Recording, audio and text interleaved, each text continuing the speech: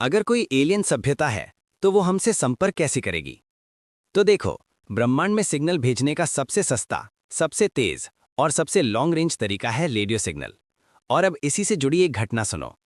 पिछले साल सितंबर में ऑस्ट्रेलिया की एक रिसर्च टीम रात के आसमान से आने वाले रेडियो सिग्नल्स को मॉनिटर कर रही थी। तभी उन्हें स्कटम कॉन्स्टलेशन की दिशा से एक अजीब सा सिग्नल मिला। मानो कोई एलियन सभ्यता एक स्ट्रेंज रेडियो सिग्नल के जरिए हमें अपनी लोकेशन बताने की कोशिश कर रही है। ये सिग्नल लगभग 5 मिनट तक लगातार फ्लैश करता, फिर अचानक गायब हो जाता और ठीक 22 मिनट बाद वापस लौट आता। वैज्ञानिकों ने इस सिग्नल को नाम दिया J1839-10। और सबसे चौंकाने वाली बात ये थी कि ये सिग्नल नया नहीं था। पिछले 35 सालों से ये हमें बार बार मिल रहा था, लेकिन आज तक इसका एग्जैक्ट सोर्स कोई कंफर्म नहीं कर पाया।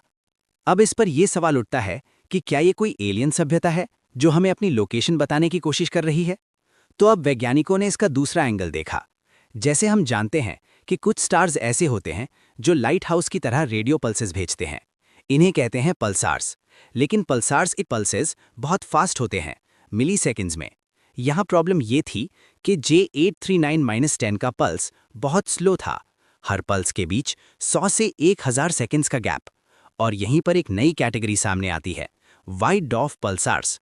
और ये white dwarf stars dead stars होते हैं, लेकिन कुछ स्पेशल केसेस में ये भी पल्सेट करते हैं। इनका पल्स पीरियड ठीक वैसा ही होता है जैसा इस मिस्टीरियस सिग्नल का।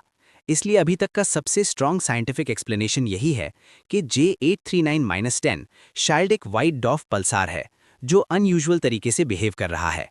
मतलब सबसे ज़्यादा मैच किसी नेचुरल कॉस्मिक ऑब्जेक्ट से बैठता है, ना कि किसी एलियन ट्रांसमीटर से। लेकिन यहाँ एक बात क्लियर है, ये सिग्नल रैंडम नहीं है। इसका पैटर्न रेयर है, रिपीटेबल है और डेकेड्स तक स्टेबल रहा है। तो अभी कंक्लूजन यही है, एलियन होने का कोई डायरेक्ट सबूत नहीं, लेकिन सिग्नल पूरी तरह समझा भी नहीं गया। हो सकता है कल हम साबित कर दें कि ये सिर्फ एक एग्जॉटिक स्टार था, और हो सकता है ये यूनिवर्स का कोई ऐसा फिनोमेनन हो जिसे हमने आज तक क्लासिफाई ही नहीं किया। ये सिग्नल क्या है, ये अभी तक हम जानते नहीं,